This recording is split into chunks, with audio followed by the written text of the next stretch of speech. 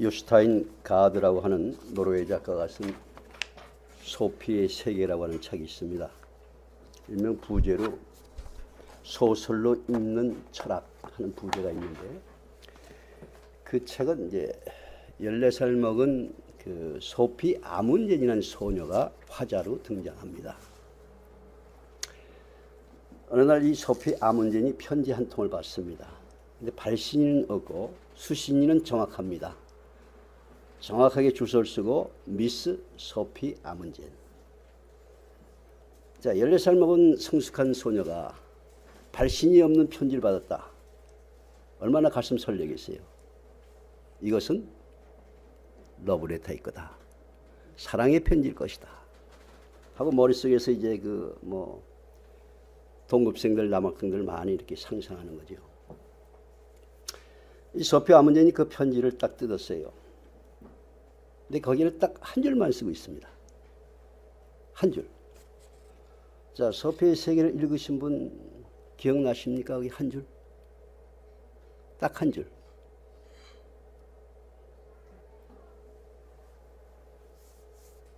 너는 누구냐?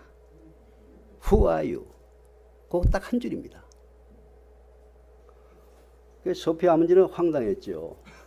기대를 많이 했는데 너는 누구냐? 이 소피 아문젠이 나는 누구냐? 하고 묻는 겁니다. 그리고 거울 앞에 가 서서 너는 누구냐? 이렇게 물으면서 너는 나다. 나는 너다. 이랍니다. 그래서 이 소피 아문젠이 철학 여행을 합니다. 인생이 무엇인가 하는 철학 여행을 하는 겁니다. 예.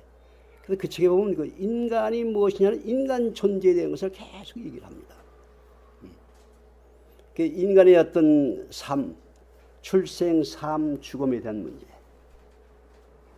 그리고 단 일회 이 땅 위에 사는데 죽음이라고 하는 것은 공평하지 않다. 이런 억울하든가. 이제 이 소피 아문젠이 그렇게 이제 철학 여행을 하면서 끝에 가서 소피 아문젠은 소피 아문젠이다. 나는 나다. 하는 인간 존재의 나름대로의 귀적을 합니다. 우리는 구약 성경에서 많은 신앙의 인물을 만납니다. 그 신앙의 인물들의 신앙의 삶을 통해서 많은 신앙의 교훈을 받습니다. 그중에 우리는 이제 오늘 여호수아서 1장에 누가 죽습니까? 모세가 죽는 말씀이 나오죠. 출애굽기 1장에 가면 모세가 세상에 태어나는 말씀이 나옵니다. 우리는 이 모세를 통해서 참 많은 신앙의 교훈을 받는데, 이 모세의 삶은 파란만장한 삶이었습니다. 모세는 운명적으로 유대인 남자아이로 태어난 것 때문에 태어나자마자 죽을 수밖에 없는 운명의 노입니다. 근데 엄마와 누이의 기지로 갈대 상자를 만들고 갈대 상자에 넣어서 나일강에 띄웁니다. 근데 바로의 공주가, 애굽의 공주가 이것을 발견하고 모세를 살려줍니다. 그리고 모세는 바로의 왕자가 됩니다. 그래서 궁궐에서 호사스러운 삶을 살게 됩니다. 인생 역전이죠. 근데 이 모세가 장성한 후에 하루는 밖에 나갔다가 자기의 동족이 애굽인에게 핍박을 당하는 걸 보고선 참지 못하고 모세는 거기서 살인자가 됩니다. 그래서 모세는 자기의 신분이 탄로가 나고 결국 모세는 미디안 광야로 도망자가 되어서 도망을 갑니다. 그래 광야에서 힘든 고난의 생활을 합니다. 먹을 것이 없는 그 광야 속에서 도망자로서 힘든 고난의 생활을 합니다. 그러다 모세는 다시 인생이 역전됩니다. 한국 드라마 같죠. 예. 가난한 집에 태어났다가 재벌집에 갔다가 또 하루아침에 신데렐라가 다시 무너지고 인생 역전. 미디안의 제사장 이드로를 이들의 사이가 됩니다. 그게 다시 평안하고 안락한 인생 삶을 살게 됩니다. 이 모세가 하루는 양떼들을 데리고선 그 꼴을 먹이기 위해서 호렙 산중으로 갑니다. 호렙 산중에 갔다가 가시나무 떨기 불꽃 속에서 여호와 하나님을 만나게 됩니다. 그리고 그 하나님께서, 그 여호와 하나님께서 모세에게 너는 가라는 겁니다. 애굽으로 가라는 겁니다. 자, 모세가 애굽을 갈 수 있어요? 살인자인데, 도망자인데. 애굽에 가면 자기 인생은 끝나는 겁니다. 그래 모세는 기구한 자기의 운명 앞에 참 한탄하면서 왜 내 인생이 이렇게 꼬이는가? 그래 하나님 저는 갈 수가 없습니다. 못 갑니다. 왜 하필 접니까? 허구허군 사람들이 왜 하필 접니까? 하나님이 너는 가야 된다는 겁니다. 그래서 모세가 하나님 도대체 당신은 누굽니까? 하고 묻습니다.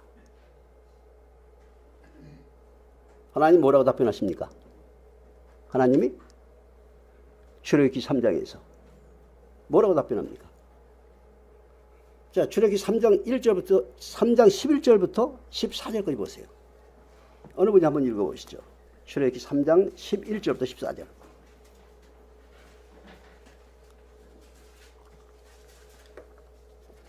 모세가 하나님께 고하되 내가 누구간데 바로에게 가며 이스라엘 자손을 애굽에서 인도하여 내리이까? 하나님이 가라사대 내가 정녕 너와 함께 있으리라. 내가 백성을 애굽에서 인도하여 낸 후에 너희가 이 산에서 하나님을 섬기리니 이것이 내가 너를 보낸 증거니라. 모세가 하나님께 고하되 내가 이스라엘 자손에게 가서 이르기를 너희 조상의 하나님이 나를 너희에게 보내셨다 하면 그들이 내게 묻기를 그의 이름이 무엇이냐 하리니 내가 무엇이라고 그들에게 말하리이까? 하나님이 모세에게 이르시되 나는 스스로 있는 자니라. 또 이르시되 너는 이스라엘 자손에게 이같이 이르기를 스스로 있는 자가 나를 너희에게 보내셨다 하라. 아멘. 자, 하나님 뭐라고 답변합니까? 나는 스스로 있는 자이다. 그 영어 성경 보면 I am who I am입니다. 그 여러분 성경의 그 각주 밑창을 보십시오. 각주 밑창에 뭐라고 썼어요? 나는 나다. 나는 나다라는 겁니다. 모세야 나는 나다. 모세는 지금 우회적으로 이스라엘 백성을 핑계대면서 내가 가서 뭐라고 얘기해야 됩니까? 그러니까 하나님께서 나는 나다. 이게 문법적으로 맞지 않는 말이죠. 모세는 그 말씀에 충격을 받습니다. 나는 나다라는 그 말씀은 너는 너다. 모세는 모세다. 그 대답이시거든요. 모세는 지금까지 한 번도 자기의 존재에 대해서 고민해보지 않았어요. 어쩌면 내가 누군지. 근데 너는 너라고 하는 그 말씀에 모세는 고민하는 겁니다. 그래서 내가 나다. 모세는 모세다라고 하는 속에서 나는 애굽으로 갈 수밖에 없겠구나 하는 답을 얻게 됩니다. 자, 여러분, 소피아 아문제니 한 번도 자기의 존재를 고민해보지 않다가 너는 누구냐는 질문을 받고선 자기의 존재를 고민하고 그래서 나는 나라고 하는 답을 얻었던 것처럼 또 모세가 인생의 여러 가지 꼬이는 상황 속에서 하나님께서 너는 가라라고 했을 때의 그 질문을 드렸고 그 질문에 답을 받고 나는 나다라고 하는 자기 존재에 대한 답을 얻은 후에 나는 누구인가 하는 것을 깊이 성찰을 하고 자기가 어떻게 살아야 될 것을 자기 안에서 스스로 답을 얻은 것처럼 여러분들이 나는 누구인가 하는 화두를 내놓고 본인 스스로에게 질문을 해보신 경험이 있습니까? 그냥 하루가 하루고 어제가 오늘이고 내일이 오늘이고 이런 그냥 하루하루 주어진 인생의 삶을 살아가는 것이 아니라 나의 존재가 나는 누군가 나는 무엇을 해야 되는 것인가 내가 왜 하는 나의 존재 이유에 대해서 고민을 해보시고 자기 성찰을 해보시냐 이겁니다. 우리는 생각하는 존재이기 때문에 하나님의 형상대로 지음받은 영적 존재이기 때문에 우리의 존재 자체를 우리 스스로가 고민하고 우리 스스로가 성찰하는 속에서 답을 찾아야 될 줄 믿습니다. 오늘 새해 첫 주일입니다. 지난주는 이제 2017년의 마지막 주일이었고 그래서 2017년 마지막 주일 여러분하고 만났고 이제 새해 첫 주일 여러분하고 만났고 그러니까 2017년 여러분 1년 동안 만났고 2018년에 1년 만났고 2년 만난 겁니다. 영광이죠. 예.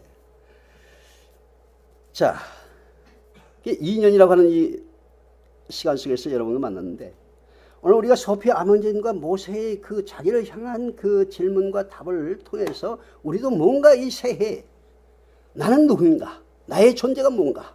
내가 왜 존재하고 있는 그 이유가 뭐냐? 이것을 한번 깊이 고민하고 성찰해 볼 필요가 있다라고 말씀을 드립니다. 지난주에 저는 7장의 말씀을 가지고 여러분에게 말씀을 드렸습니다. 7장은 이제 초막절에 예수님이 예루살렘에 올라가는 문제 때문에 예수님의 형제들과 논쟁을 하십니다. 그 형제들이 뭐냐면 형님 이 벽촌인 갈릴리에서만 그렇게 큰일 하지 마시고 유대 예루살렘에 좀 올라가십시오. 올라가셔서 좀 큰일을 하십시오. 그래야 우리 형제들도 뭔가 좀 이렇게 떨어지는 고물이라도 얻어먹을 수 있는 거 아닙니까? 예수님이 그 형제들의 질문을 받으시고선 6절에서 나는 아직 올라갈 때가 되지 않았다. 나의 시간이 안 되었다. 라고 말씀하시고 8절에서 7장 8절에서는 나의 시간이 아직 차지 않았다. 이렇게 답변하십니다. 근데 10절에 가서 보니까 예수님께서 조용히 예루살렘으로 올라가셨습니다. 초막절을 지키기 위해서. 그러니 37절 이하부터 보면은 예수님이 성전에서 강론을 하십니다. 그리고 이제 8장으로 지금 넘어온 겁니다. 그 8장 1절부터 11절에는 어떤 장면이 나옵니까? 8장 1절부터 11절에는 가늠한 여인에 대한 장면이 등장하죠. 가늠한 여인, 유대인들이 가늠한 여인을 들고 와서는 이 여인을 어떻게 하면 되겠습니까? 하고 예수님께 묻습니다. 그러니까 예수님께서 아무 대답 안 하시죠. 그리고 땅에다가 무엇인가 글씨 쓰십니다. 그러니까 그 가늠한 여인을 갖다가 정죄하기를 원했던 사람들이 사실은 뭐 예수님을 시험하기 위한 거 아닙니까? 가늠한 여인을 갖다가 그 신명기에 있는 것처럼 그대로 이렇게 돌로 쳐 죽여라 라고 하면은 그 예수님의 어떤 그 사랑의 정신에 반하는 것이고 또 그것을 아니다라고 하면은 율법에 반하는 것이고 그게 예수님을 좀 시험하는 거 아닙니까? 그러니까 예수님이 묵묵히 이제 땅에다 글씨를 쓴 겁니다. 그러니까 뭐라고 썼습니까? 하고 묻는 것이죠. 그런데 우리가 복음서를 쭉 보더라도 예수님께서 글씨를 쓰셨다라고 하는 것은 이 요한복음 8장 1절부터 11절 거기밖에 없습니다. 그죠? 근데 예수님께서 말씀하시길 뭐라 그럽니까? 죄 없는 자가 돌로 쳐라. 이건 뭐 솔로몬의 재판 이상의 명답이시죠. 아주 명문입니다. 그러니까 어른부터 시작해서 어린아이까지 다 나갔다는 거 아닙니까?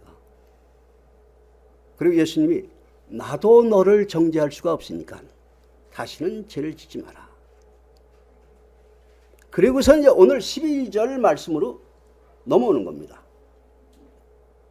그리고 예수님께서 말씀하시기를 12절에 나는 세상의 빛이니. 예, 나는 세상의 빛이니. 예, 나는 세상의 빛이니. 하고선 나를 따르는 자는 어둠에 다니지 아니하고 생명의 빛을 얻으리라. 하고 말씀하십니다. 근데 이 말씀을 표준 세번역에 보면 딱 떨어집니다. 나는 세상의 빛이다. 딱 부러집니다. 그래서 본인이 세상의 빛이라고 하는 것을 명확하게 말씀하십니다. 그럼 나는 세상의 빛이다. 이 말씀. 내가 세상의 빛이라고 하는 것은 결국 예수님은 나는 생명의 근원이라는 것이죠. 왜냐하면 요한복음 1장 4절 5절에 보면 세상의 빛은 생명의 빛이라고 말씀하고 있습니다. 그런데 지금 예수님이 나는 이렇게 세상의 빛이라고 말씀을 하실 수밖에 없는 것이 뭐냐면 계속 예수님을 갖다가 씹지 않습니까? 예수님을 조롱하지 않습니까? 예수님을 비아냥거린다고. 왜냐하면 갈릴리 사람이라고. 갈릴리에서는 선지자가 날 수가 없다는 겁니다. 그러니까 요한복음 1장 마지막 부분에 가면은 그 빌립이 나다넬을 만나서 내가 메시아를 만났다라고 하니까 나다넬이 뭐라고 합니까? 갈릴리에서 무슨 선한 일이 날 수가 있느냐? 그러니까 갈릴리에서는 선지자가 날 수가 없다. 갈릴리에서는 메시아가 날 수가 없다는 것이죠. 그러니까 예수님께서 이제 유대인들이 자기를 이렇게 인정하지 않고 어떻게 보면 초뛰기 취급하고 냉소하고 하는 속에서 내가 누구다라고 하는 것을 명확히 말씀할 필요가 있습니다. 그러니까 예수님이 12절에서 나는 세상의 빛이다 라고 말씀하는 겁니다. 예.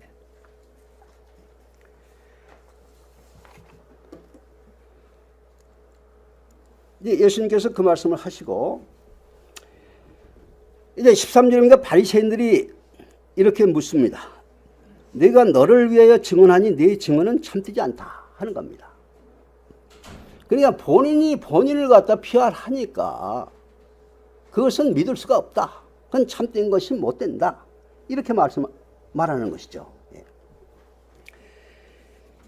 그러니까 14절에 예수님께서 이르시기를 내가 나를 위하여 증언하여도 내 증언이 참되니 나는 내가 어디서 오며 어디로 가는 것을 알거니와 너희는 내가 어디서 오며 어디로 가는 것을 알지 못하느니라 하시는 속에서 내가 어디서 오며 어디로 가는 것을 나는 안다. 그 14절에 보면 내가 나를 이 말씀이 나라고 하는 말씀이 6번 등장합니다. 한 구절 속에서. 예. 6번 나라고 하는 인칭 대명사를 사용해서 내가 나를 강조합니다. 이게 얼마나 진지하고 깊은 표현이겠습니까? 나라고 하는 그 나의 존재를 갖다가 일칭 대명사를 사용해서 6번씩이나 되풀이해서 이렇게 합니다. 그래서 예수님은 나는 어디서 와서 어디로 가는지를 안다. 여러분 한번 본인 스스로에게 나는 어디서 왔으며 어디로 가고 있느냐 하고 물어보신 적 있어요? 내가 어디서 왔으며 어디로 갈 것이냐. 예수님의 이 말씀은 어떻게 보면 인간 존재의 문제를 예수님은 지금 깊이 말씀하시는 겁니다. 그러니까 내가 오늘 살아가고 있는 존재 이유를 말씀하시는 것이죠. 사실 나라고 하는 이 존재, 우리 동물적 존재로서 나라고 하는 존재를 얘기한다면 가치가 없지 않습니까? 근데 우리가 한 번도 내가 어디서 왔으면 어디로 가는 존재다라고 하는 어떤 정신적인 영적인 면을 갖다 우리 고민해보지 않는다고 하면은 우리의 인생의 삶은 동물적 존재로서 살아가는 인생의 삶이 될 수밖에 없는 것이죠.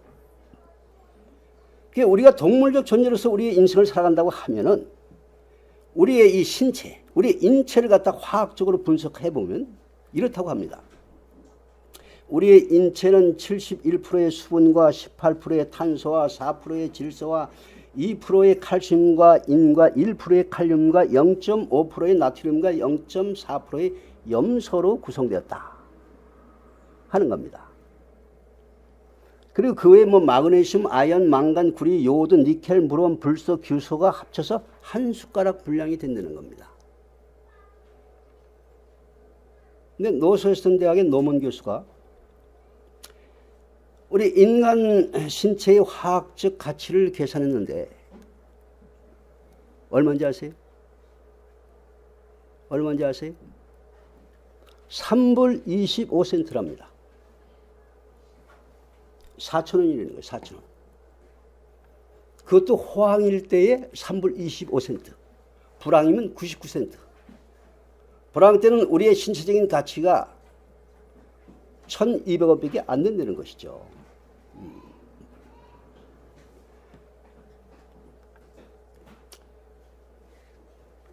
저희 어머님이 100세로 작년 9월 22일에 별세하셨어요. 근데 저는 우리 어머니가 세상을 떠날 것이라고는 생각 안 했습니다. 너무 건강하시기 때문에. 그래서 사람은 죽는다 하는 가로밖에 늘 놓고 생각했어요. 근데 어머니가 지팽이를 짚으시고 보행기를 짚으시고 휠체어를 타시고 침대에 누우시고 뭐 그래도 저는 어머니는 세상을 떠나신다 가로밖에 놓고 생각했어요. 근데 어느 날 세상을 떠나시더라고. 근데 평범한 이야기 같지만은 평범하지 않은 게 뭐냐면 사람은 죽는구나. 어머니도 100세가 되시니까 이제 세상을 떠나시는구나. 그러면 나도 그 길을 갈 수밖에 없지 않느냐. 요새 뭐 장례 치르면 돈도 많이 들잖아요. 어머니 장치인데 1,000만 원 이상 들더라고. 그게 뭐 이게 뒤에 사람에게 폐 끼칠 필요 없이. 그래서 이제 대학병원에 전화를 해봤어요. 시신 기증을 하고 하면은 편하지 않겠느냐. 전에부터 생각을 했기 때문에. 근데요, 대학병원에 시신이 많아서 받을 데가 없답니다. 시신도 10,000원이래요. 네. 그러니까 내가 죽으면은 뭐 이렇게 오히려 장례비만 엄청나게 들지. 시신 기증하라도 이제 10,000원이나 받지 않는 겁니다. 그러니까 우리의 인생은 이게 동물적 존재로서 어떤 그 삶의 정신적이고 이 영적인 문을 갖다 우리가 진지하게 고민하고 내가 어디서 왔으면 어디로 가는 존재라고 하는 정의를 하지 않고 우리가 사는 하나의 육체적인 조건만 생각한다고 하면은 우리의 가치는 별로 없습니다. 4,000원짜리 가치입니다. 인과학자들은 그동안 이 우주가 생성되고 그거 인간이 살고 죽은 그 인간의 숫자를 약 6억 명이라고 합니다. 근데 얼마큼 그 수치가 정확한지 모르겠지만 현재 지구상에는 약 70억 이상의 인구가 살고 있습니다. 그러나 나는 나 하나입니다. 나는 나 하나일 뿐입니다. 여러분이 다 주민등록 갖고 계시잖아요. 주민등록 뒤에 보면 뭐가 있습니까? 지문이 있죠. 이 지문은 나 한 사람만의 지문입니다. 네. 그래서 우리가 주민등록을 볼 때 나는 나 한 사람이다. 그리고 우리가 신앙적으로 보더라도 나와 하나님의 관계 속에서 내 쪽에서 본다고 하면 하나님은 나 한 사람을 창조하신 겁니다. 그러니까 나는 나 혼자로서 하나님과의 관계 속에서 하나님이 나 한 사람을 창조했다라고 했을 때 나라고 하는 존재는 중요한 존재죠. 소중한 존재죠. 대단히 가치 있는 존재죠. 그렇기 때문에 우리는 오늘 여기서 예수님이 말씀하신 내가 어디서 왔으면 내가 어디로 가는 것을 안다라고 하는 이 말씀, 이것을 깊이 마음속에 새길 필요가 있습니다. 여기서 예수님이 안다라고 하신 이 말씀도 이 안다라고 하는 동사는 굉장히 중요한 동사인데 이것은 그냥 피상적인 그러한 그 뜻이가 아니라 구체적으로 세밀하게 사실적으로 안다 할 때의 그 동사입니다. 그러니까 이 안다라고 하는 동사는 그냥 우리가 뭐 이렇게 어쩌다 만나고 뭐 이렇게 이런 정도의 그것이 아니라 서로가 이제 그 많은 시간 함께 지나면서 그 생각을 알고 그 사람의 취미를 알고 그 사람의 가치관을 알고 이렇게 안다라고 할 때 아는 겁니다. 그래 예수님은 내가 어디서 오고 어디로 가는 것을 안다라고 하는 것은 뭐냐면 아주 구체적으로 세밀하게 자신이 왜 세상에 오셨고 왜 세상에 살아계시고 그리고 어떻게 가실 것이고 이것을 구체적으로 사실적으로 안다는 그 뜻입니다. 따라서 우리가 어디서 와서 어디로 간다는 것을 안다라고 할 때는 그냥 막연하게 내가 한 인간을 세상에 태어났고 또 한 인간을 살다가 떠나간다 그런 의미가 아니라 좀 더 깊이 있게 하나님이 왜 나를 창조하셨고 창조의 이유가 뭐며 내가 어떻게 생존해야 되고 어떻게 내가 그리스도의 삶을 살아야 되는 것이고 이런 것을 구체적으로 고민하고 나름대로 어떤 답을 얻어야 하는 것입니다. 그 다음에 이제 15절, 16절, 17절, 18절까지 가면은 이 말씀은 예수님과 하나님은 동일한 일체임을 말씀하는 겁니다. 예.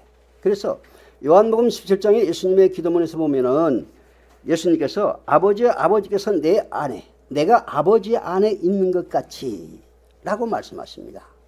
그래서 예수님과 하나님이 일체인 것을 말씀을 합니다. 그 다음에 이제 19절부터 20절, 21절, 22절, 23절까지 여기까지는 역시 유대인들이 영적으로 무지해서 극심하게 예수님을 배척하는 불신앙의 모습을 보여주고 있습니다.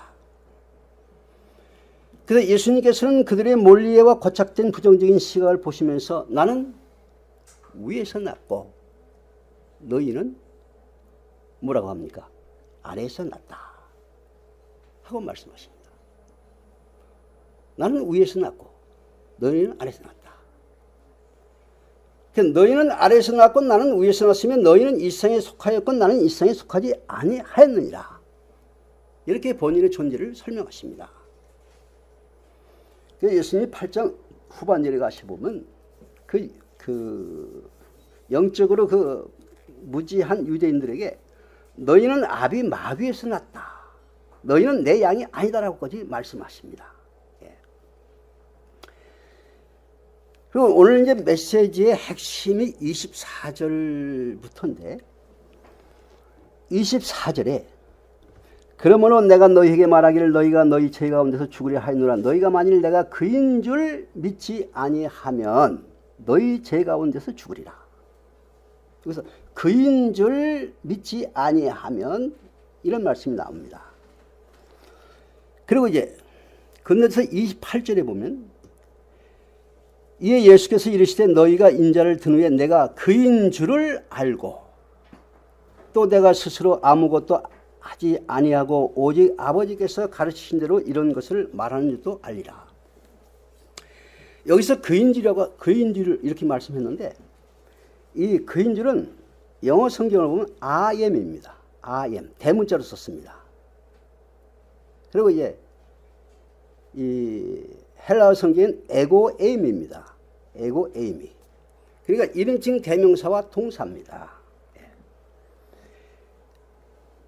뭐 제가 성경 번역이 잘됐다 잘못됐다 이렇게 평가하는 것은 좀 그렇지만 우리가 일반적으로 쓰고 있는 그 개역 성경과 개정 개역 성경 이 개역 성경과 개정 개역 성경 뭐 나름대로 이게 번역이 잘 됐지만 이 번역상이 좀 문제가 있습니다. 근데 24절에 28절의 말씀도 그인 줄 이게 적절한 번역이 아닙니다. 그래서 우리나라 성경 번역본이 10개 정도 되는데 제가 개인적으로 가장 선호하는 번역본은 표준세번역과 회복역입니다. 근데 이 신약성경 회복역에 보면은 아주 정확하게 번역이 됩니다. 여러분이 오늘 주보에 보세요. 주보에 보시면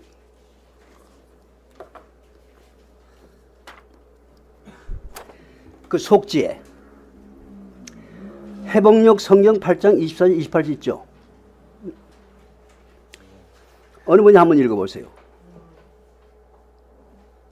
그러므로 내가 여러분에게 여러분은 여러분의 죄를 가운데서 죽을 것입니다 라고 한 것입니다. 만일 내가 나를 너무이다 말하는 것을 여러분이 믿지 않는다면 여러분은 여러분의 죄를 가운데 죽을 것입니다. 그러므로 예수께서 그들에게 말씀하셨다. 여러분이 사람의 아들을 올릴 후에야 여러분 내가 나는 무엇이다 것을 알고 또 내가 무엇 스스로 아무것도 하지 않고 아버지께서 나에게 가르친 대로 이런 것들을 말하는 것을 알 것이라. 네. 이 회복력에 보면은 이제 원래 이 성경은 이제 구약 성경은 히브리어와 아람어로 쓰여졌고 신약 성경은 헬라어와 약간의 아람어로 쓰여졌습니다. 이게 한글로 쓰였으면 참 좋은데 한글로 쓰여지지 않은 것이죠.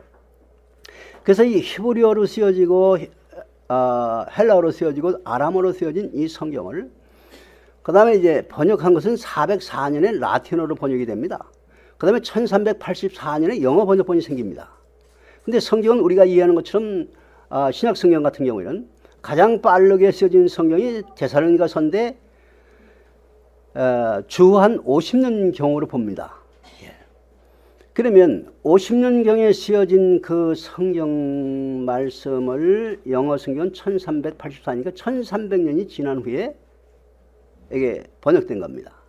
근데 우리말 성경은 1887년에 구약 성경이 번역됐고 1911년에 신약 성경이 번역됐습니다.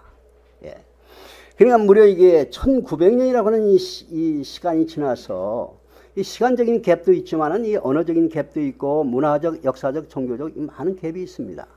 그래서 한 나라의 언어를 다른 나라의 언어로 번역한다는 것은 사실 만만치 않습니다. 우리 정명수 형제가 참 통역을 잘하는 사람인데 저는 이 파슬리 형제하고 이렇게 얘기하면 오랜 세월 이렇게 만났어도 이해가 안 되는 그 언어들이 참 많아요. 예. 근데 우리 정명수 형제는 참 그 통역을 참 잘하더라고. 근데 한 나라의 언어를 갖다 다른 나라의 언어로 이렇게 바꾼다는 게 만만치 않은 겁니다. 예. 근데 이게 특히 성경 같은 경우는 이것이 번역이 잘못되면은 그 번역에 의해서 많은 사람들이 곡해를 많이 합니다. 예, 굉장히 많이 하거든요. 근데 이 성경 24절, 28절도 그인 줄 이렇게 하면 별로 와 닿는 게 없어요. 우리에게. 근데 이 회복력은 그 영어 성경 I am 그리고 헬라어 성경 에고 에임이 그대로 나는 뭐뭐이다 이렇게 번역한 거예요. 그러니까 나는 네모죠. 네모하고 이다. 거기다 뭔가 집어넣어야 되잖아요. 읽는 사람들이 이 가로 안에 뭐가 들어야 할까 하는 것이죠. 그럼 제일 먼저 생각할 수 있는 것이 뭡니까? 나는 뭐뭐이다. 이거 점점 찍었을 때 이제 우리는 이제 주어 동사가 먼저니까 그렇지만 영어 같은 것도 다르죠. 그러면 여하튼 나는 점점점 무엇이다라고 했을 때 그 점점점에 뭐가 먼저 들어간다고 생각할 수 있어요. 24절, 28절 보면서 12절의 말씀이죠. 나는 세상의 빛이다. 그 말이 들어가는 것이죠. 그렇죠? 근데 사실 여기에 24절, 28절의 말씀을 가만히 우리가 깊이 이 말씀을 읽고 분석해 보면 거기에 첫 번째 들어가는 말씀은 나는 뭡니까? 거기에 들어갈 수 있는 단어가 나는 나는 나다. 그러니까 나는 나다. 그 나는 나다. 나는 그리스도다. 나는 메시아다 하는 것이죠. 나는 나다. 나는 그리스도다. 요한복음이 다른 복음서와의 다른 특징이 있습니다. 그게 뭐냐면 단답형이 많이 나와요.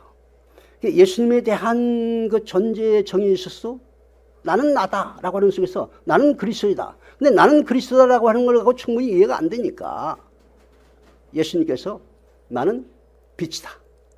나는 생명의 떡이다. 나는 양의 문이다. 나는 부활이다. 나는 길이다. 나는 진리다. 나는 생명이다. 나는 요한복음 15장에서 뭐라고 합니까? 포도나무이다. 예. 그래서 이 나는 점점 이다라고 하는 속에 그리스도가 들어가지만은 그리스도를 설명하는 많은 단어가 요한복음에 나옵니다. 그래서 12절에서 나는 그리스도는 세상의 빛이다. 나는 그리스도인데, 그리고 생명의 떡이다, 양의 문이다, 선한 목자다, 부활이다, 길이다, 진리다, 생명이다, 포도나무다. 이렇게 말씀하시는 겁니다. 그러니까 이 영적으로 무지한 그 유대인들이 갈릴리에서는 선지자가 나올 수가 없다. 갈릴리에서는 그리스도가 나올 수가 없다. 갈릴리에서는 메시아가 나올 수가 없다. 하니까 예수님께서 내가 바로 나라는 겁니다. 내가 그리스도라는 겁니다. 그래서 그인줄이라고 하는 번역은 적절하지 못하고 나는 점점 이다라고 하는 것이 읽는 사람에게 많은 생각을 하게 되고 그 점점 속에 무엇을 읽을 것인가를 고민 속에서 기도하는 속에서 나온 답은 결국 메시아, 그리스도. 그 그리스도를 좀 더 구체적으로 설명하는 것이 12절에서 세상의 빛이다 하는 것입니다. 그런데 이 8장 12절에서 이 30절의 이 말씀은 우리에게 시사하는 바가 대단히 많습니다. 예.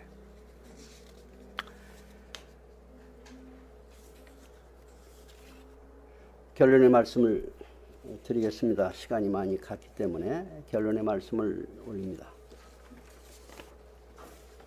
예수님은 나는 무엇이라는 자기 선언을 하셨는데 나는 무엇이다 하는 이 자기 선언은 우리에게 큰 울림으로 다가옵니다.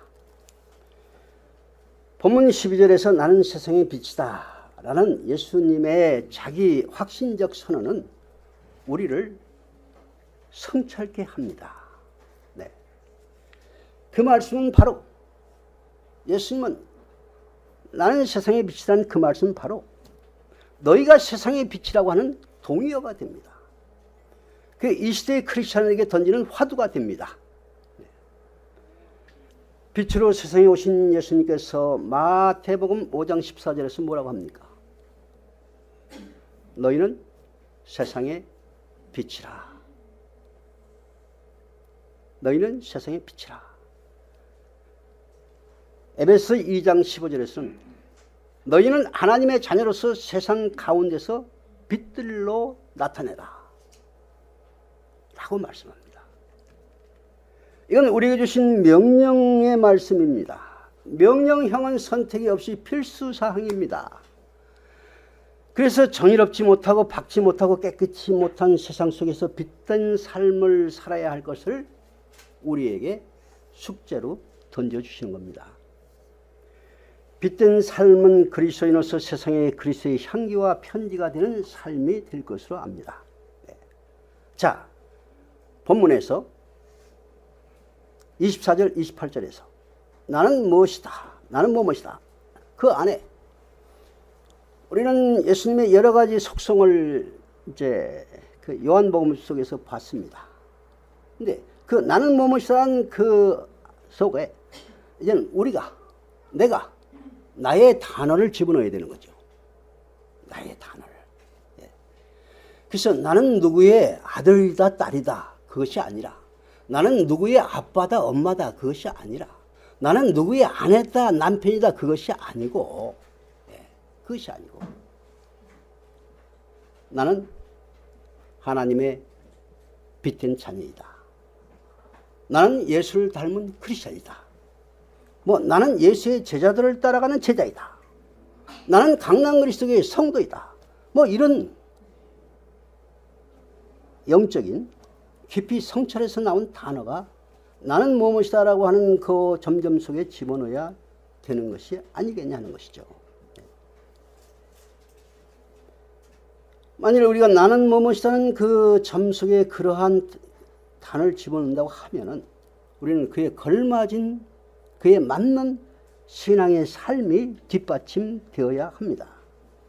그리스도인의 가장 중요한 덕목은 행함과 믿음이 일치하는 것입니다. 그래서 아까 야고보서 기자서도 말씀했습니다만 행동하는 믿음과 구원을 동일시하고 있습니다. 야고보서 기자는. 그래서 오늘 새해 첫 주일에 하나님이 저를 통해서 여러분이 주시는 메시지의 핵심은 그겁니다. 2018년 나는 무엇이다. 거기에 여러분이 여러분의 언어로서 적합한 단어를 넣으셔야 합니다. 단지 썬데이 크리스찬이 끝나는 것이 아니라 세븐데이 크리스찬, 그 단어를 여러분이 고민하고 여러분이 성찰해서 여러분이 기도하는 속에서 그 단어를 넣으셔야 합니다. 이것이 2018년 하나님께서 여러분에게 주시는 메시지입니다. 이 말씀에 은혜가 되시기를 바랍니다.